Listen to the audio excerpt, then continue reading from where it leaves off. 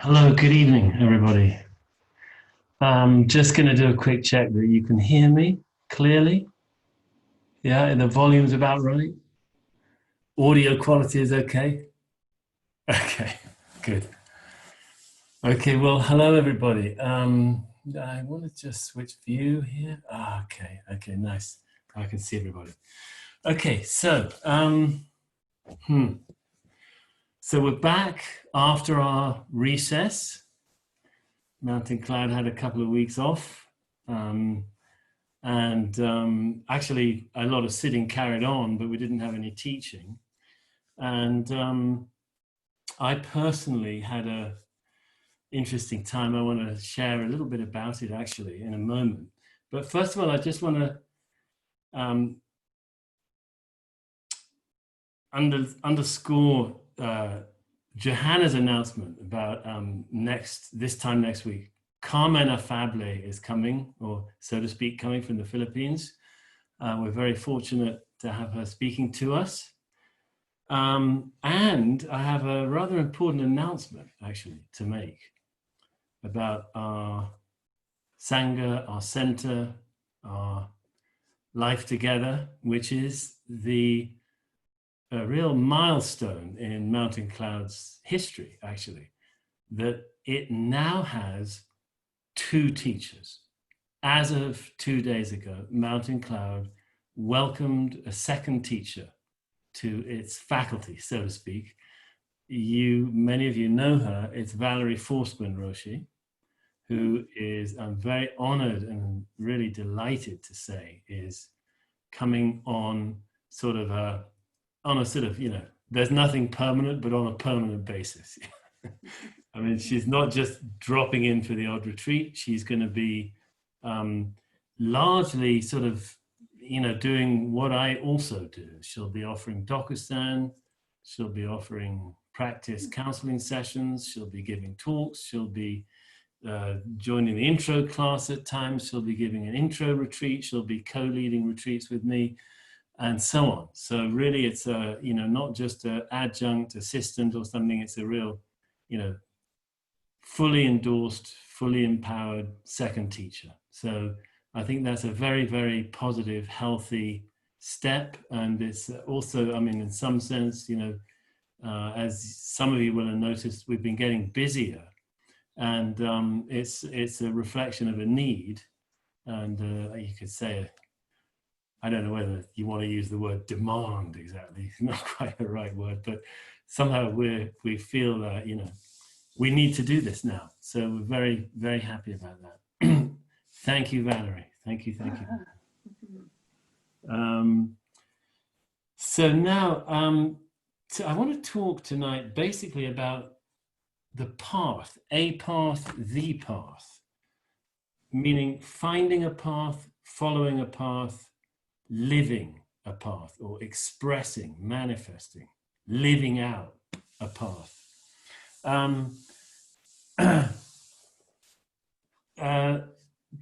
To begin, I just want to give a little angle on that from what I was doing during the break. I had an invitation actually to go up into the high mountains, not far from here, an hour and a half from here, to Upaya's Prajna Refuge, way up at 9,400 feet, where they have a little kind of buried room that they call a cave that's about quite some distance from, it's a very small thing up there. There's a lodge with one person, actually nobody in it, in a couple of huts, each with one person in it. And then a 15-minute, 20-minute walk away, there's this sort of buried room, a small room underground. They refer to it as the cave. And I did a solo retreat there for 4 days. And it was a very, very, very beautiful experience. Very, very beautiful experience to be completely alone, completely. I mean, I took off my watch and zipped it away and never looked at it, let alone screens. It's just really unplugging, going by the sun and the moon, and sticks of incense. I never timed. Well, I only timed sits by the length of a stick, so to speak, and ate lightly. Actually, one period I didn't eat at all, but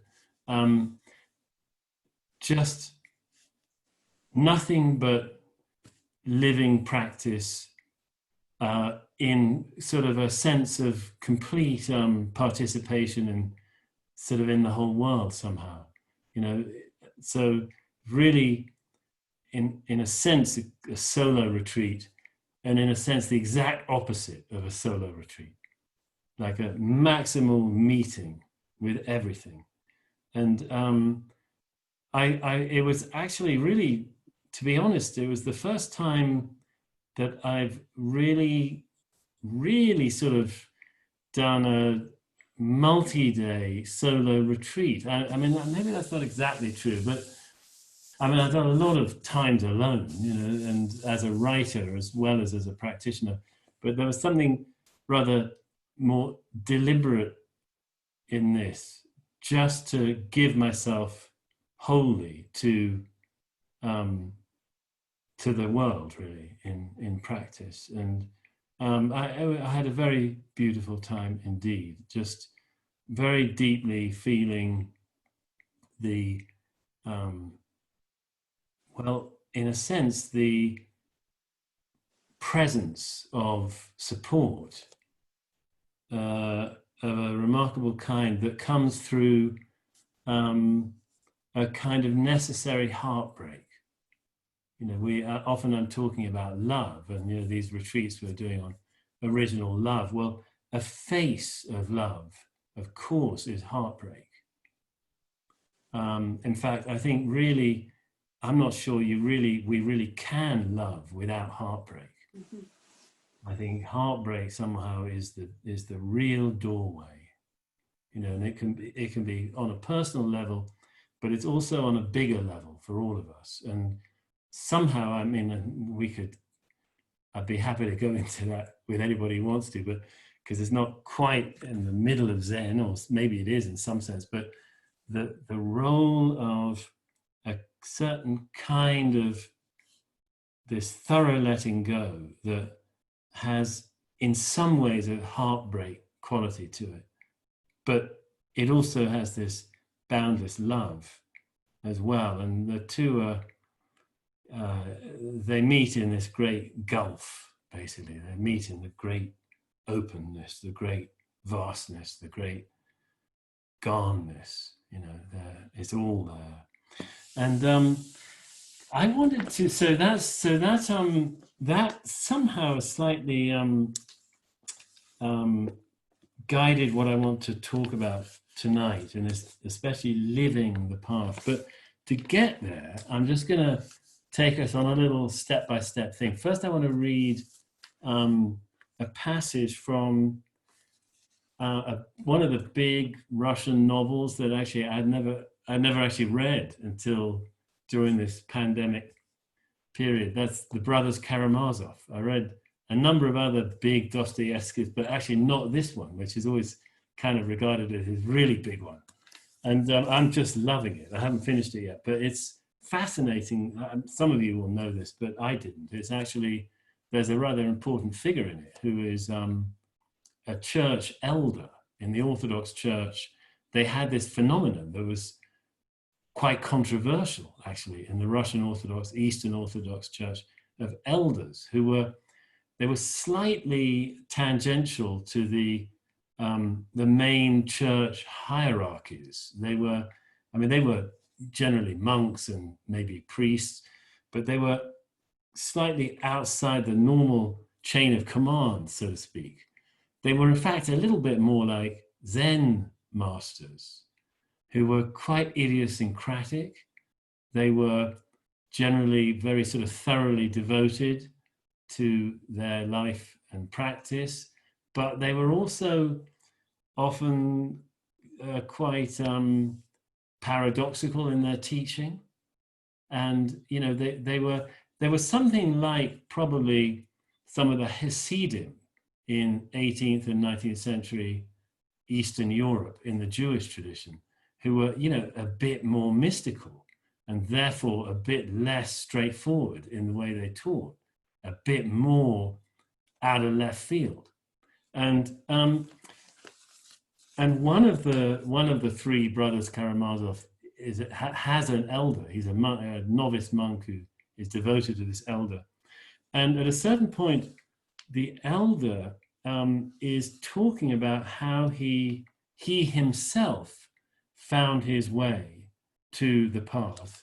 And he talks about when he was a young guy, he had an older brother who, when he was a child, he had an older brother who died at the age of 17. But he says, as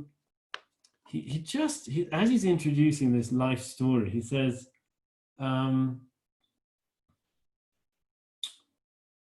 that had he not come into my life, this brother of his, I should never perhaps, so I fancy at least, have become a monk and entered on this precious path. This is when he's about to die. He's looking back to when he was 10 years old, 9 years old, and saying, had I not met this remarkable figure, my older brother, I might not have entered on this precious path. So, we're jumping forward 7 decades and looking back, saying this has been a precious path. And I just want to note that when we do find and follow and live a path, okay, how do I put this without being too sort of self-serving on the behalf of Zen? If we find a good path and we follow it, we will be able to say, this was a precious path. Now, if you just take that in, how wonderful to be able to say that. Just about what has been a lifeline in our life. This was a precious path. Of all the many, many roads we can follow in life, they're not all precious. I mean, maybe in some deep, deep sense they are, but actually finding one that is so intrinsically good, it's a fortunate thing. It's a blessed thing. And then he starts describing what his brother was like. His brother was a very, he says he wasn't sarcastic, but he wasn't happy. And he was kind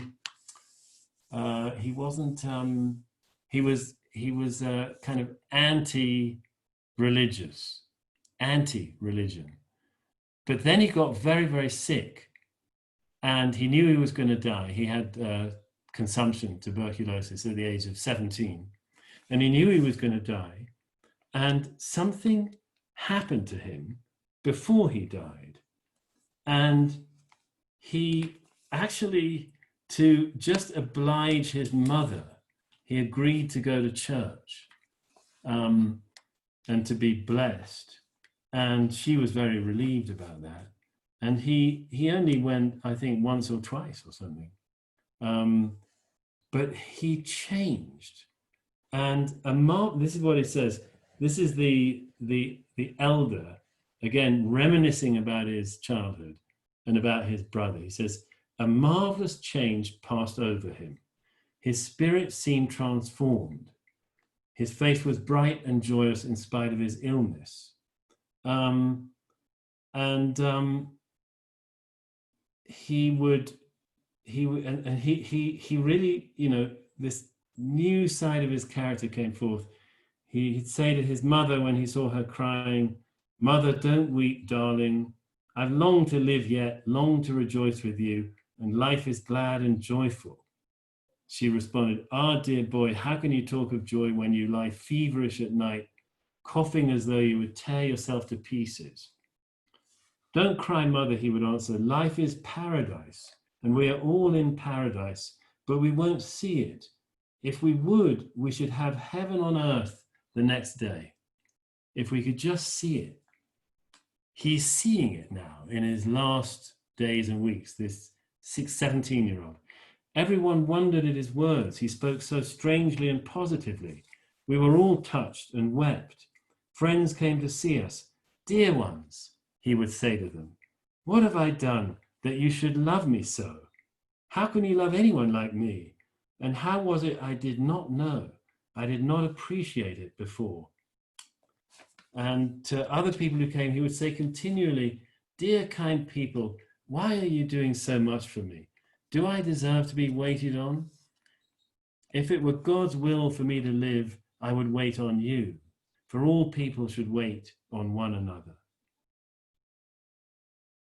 And then mother shook her head as she heard this. My darling, it's your illness makes you talk like that. Mother, my joy, he would say, there must be servants and masters, but if so, I will be the servant of the servants. And another thing, mother, every one of us has sinned against all people, and I more than any. Mother positively smiled at that, smiled through her tears. Why, how could you have sinned against all people more than all? Robbers and murderers have done that. But what sin have you committed yet that you should hold yourself more guilty than all? Mother, little heart of mine, he said, my joy, believe me, everyone is really responsible to all people, for all people, and for everything. I don't know how to explain it to you, but I feel it is so, painfully even.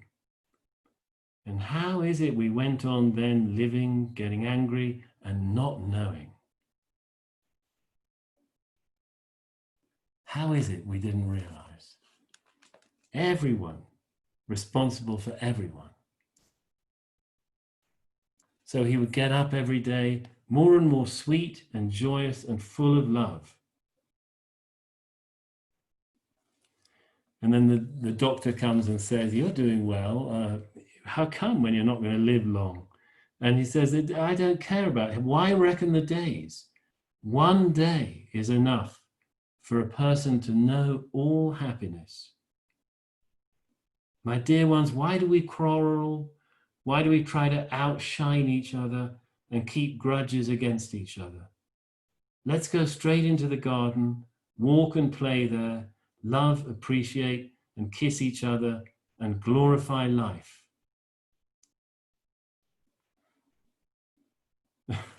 And it sort of goes on a little bit like this. And then he dies.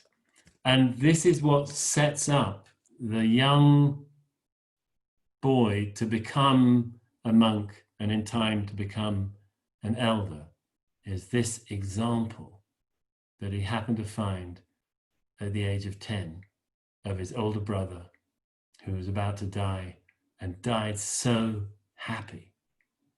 Now, basically, this brother is expressing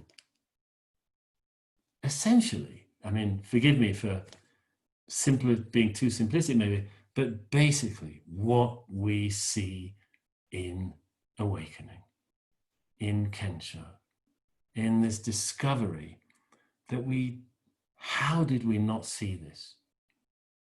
You know, it's so clear. It's all, of course, all people are responsible for all people. In Kensho, that's so clear. We're all together as one body, one heart, one love. That's what this path is about. That's what, I mean, you can say there's the path on the more ordinary level that we follow, but what guides that path is this principle. It's called Principle by Bodhidharma, by the way. He says there's two paths, expressing exactly what I just said. There's two paths. There's the path of practice and the path of principle. The path of practice is what we follow in order to realize the principle. And what underlies it, what guides it, what shapes it, is the quote unquote principle. The path of principle is when we realize it. And how do we then live? This great, I mean, it's a kind of heartbreak that opens to something that's not something. It opens, just opens, simply opens. And our hearts open. The door of the heart opens and we fall in. I don't know, maybe that doesn't make sense. The door of the heart opens and everything falls in. We fall out, I don't know. The trap door opens and we drop. And there it is, here it is. It's something like that. This is why I call these retreats original love, because it's about finding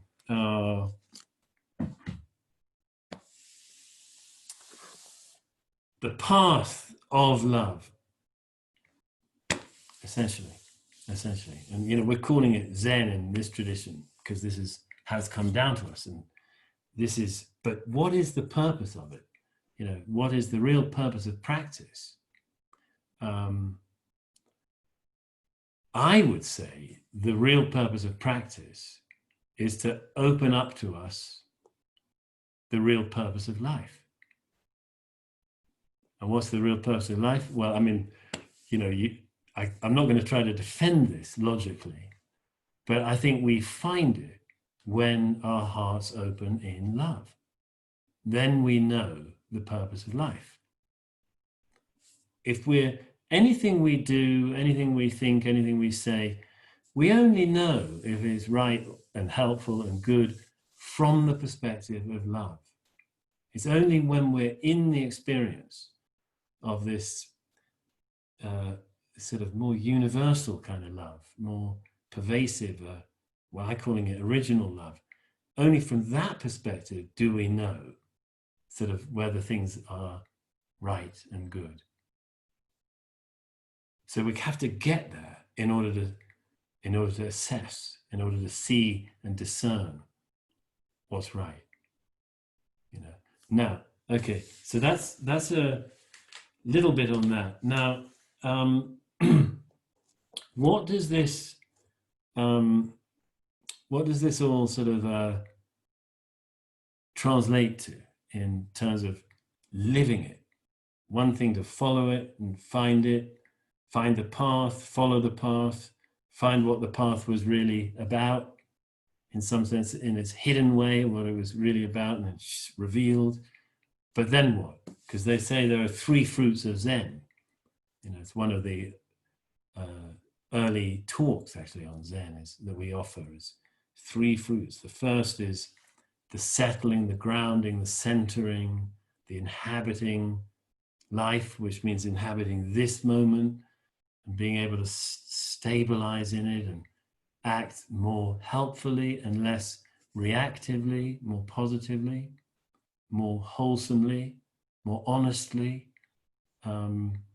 And that's great. But at the same time, we're actually developing a kind of lens for deeper examination and investigation.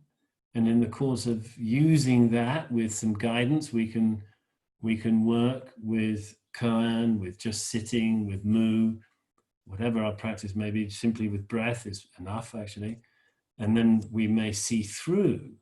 This seeing through is seeing, it's a sort of Mahayana principle of seeing through all things to the great the great wordless, seeing the great unworded, the great unspeakable. That's second fruit of Zen.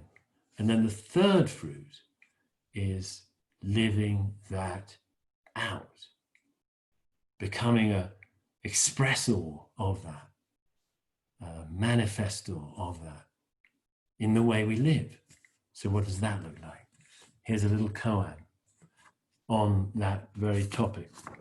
Isan, Guishan, comes to asks one of his key disciple, student, Kyozan, asks him, where have you been? Kyozan says, in the rice field. He's working in the rice field. Isan, Guishan, asks him, how many people are there in the rice field? You know, they're very deep, so they're asking straight questions, but they're also straight, deep questions. And so straight questions, how many people are there? But they're straight, deep questions. So Isan asked this question, how many people are there? And Kyozan's response is this. He sticks his hoe in the ground and stands there with his hands clasped on his chest. So he's asked, how many people were there? Straight question. And here's his answer. Sticks his hoe in the ground, stands.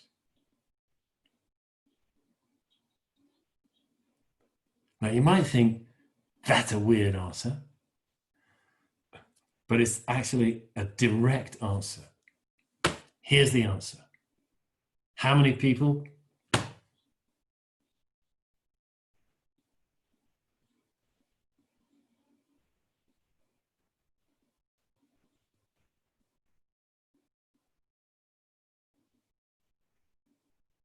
I mean, really, can we let that in?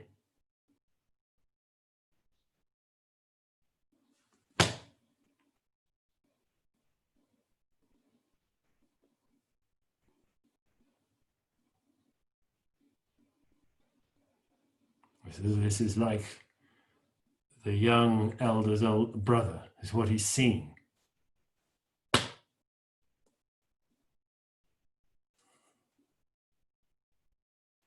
This is it. Yeah, this is it.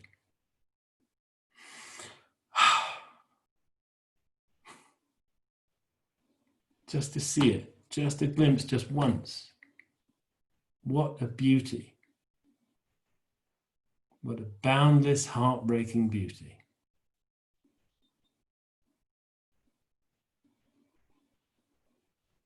And, you know, we might think, if we get a glimpse, hallelujah, you know, just enough.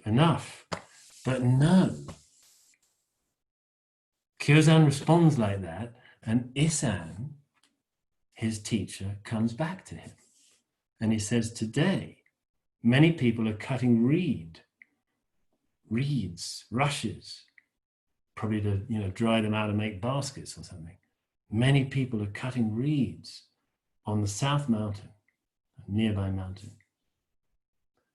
What does Kyozan do? He picks up his hoe, puts it on his shoulder, and immediately goes.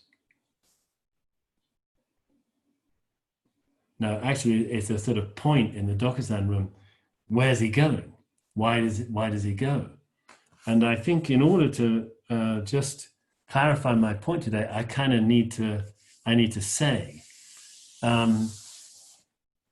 having just presented this true number of people, this great reality, how many people, you know, like this, it's kind of great, but it's not over. Life unfolding of the path isn't over just because we realize that. Just because we find this complete whole sort of realm dimension actually isn't the end. So Isan pushes it and says, they're all working hard in that field, sweating as they cut these reeds, and, you know, yes, early afternoon, they're going to be working till into the night or whatever, you know. Isan's off, Kyozan is off, picks up his own, goes. I mean, you realize what he's doing, right? He's going to help. He's going to help. It's not just some random leaving the room. He's directly going to help. This is This is the simple expression of the responsibility that the brother in the Karamazov was talking about, the older brother. Everybody's responsible for everybody. Now, in our line, in our tradition, in our way, we talk about the precepts, and we know them all. Don't kill, don't steal, don't lie, don't misuse sex, don't deal in intoxicants, and so on. Those are typically the 5 grave precepts of Buddhism. There's some variation in different schools and lineages, but those are common to all of them as the first 5. And at least I think so. And now we tend to interpret those personally, which is fine. We need to do that. I won't kill, I won't steal, I won't lie, I won't misuse sex, I won't deal in intoxicants, or I simply won't use intoxicants in some formulations. Now, that's right and good, but actually we also have to be looking at precepts as social, as systemic, as wider than just personal. In fact, the great Buddhist king Ashoka in the 3rd century BCE, he actually iterated precepts as a social thing, that our society should not do these things. Now, we're living, in yet another day and age when the precepts are routinely shattered by the society we are part of.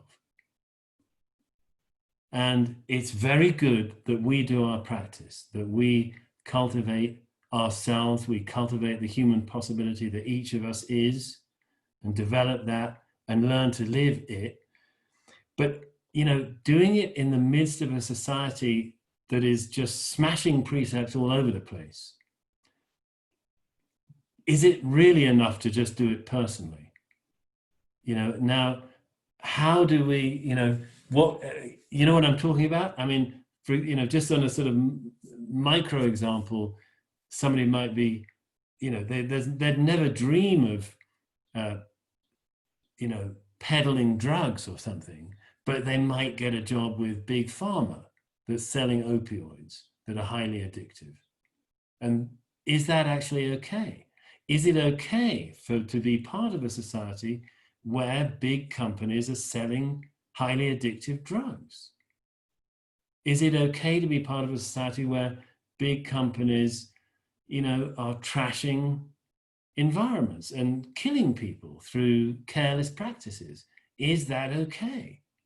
And if it's not okay, how do we address it? Well, what do we do about it as practitioners? Well, we don't have to, it doesn't mean we stop doing our practice.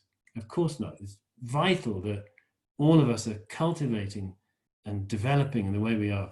It's vital. But actually, to be able to do what we can, to call out, to know and see the landscape of the social situation we're living in. And I mean, of course, we know it's not only about big corporations. It's a whole system we're in of basically socioeconomic oppression. So what do we do about it? Well, the first thing is to be aware of it, to know it, to realize that it's going on, and not to be turning a blind eye. We really have to be, at the very least, initially seeing it and knowing it and not burying our heads in the sand. And this is one thing that I've been experiencing more keenly in this, what I was calling, one of the reasons for the heartbreak, really, is that recognizing more and more how much cruelty is in our world. And in our world, not just amorphously in the world, but specifically in our world. And so I just want to encourage us all to be doing our self-education as a first step on that. You know, watching the movies that tell us about this, 13th and so on, many, many important films, and reading the books and listening to the podcasts and so on that can inform us on this. And then we are more equipped to start considering how we respond. Okay, I think that's just about it. I'm just going to have a quick look on my notes. Yeah, just checking here.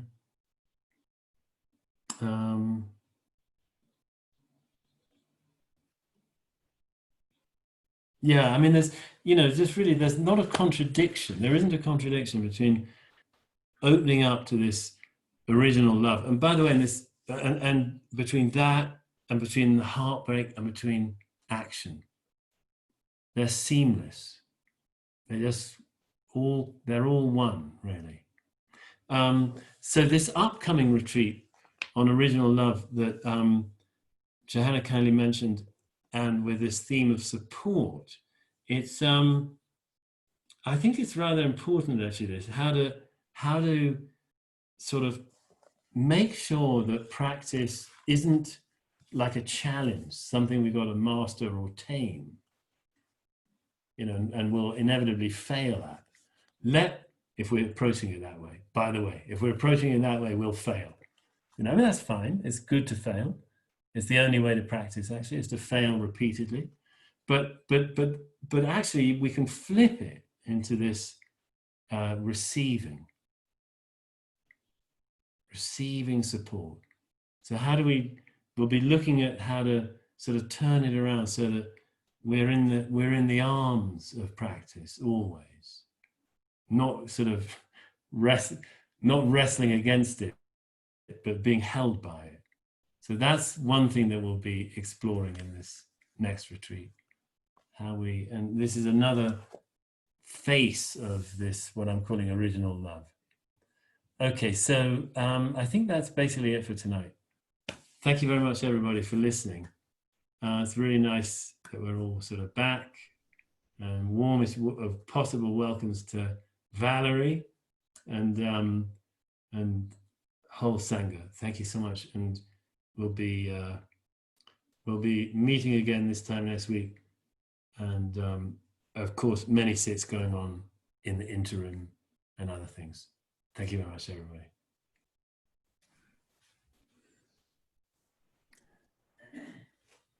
And let me remind everyone that we can offer appreciation for the teaching through dana, and this way we do that is outlined here on the banner for this evening.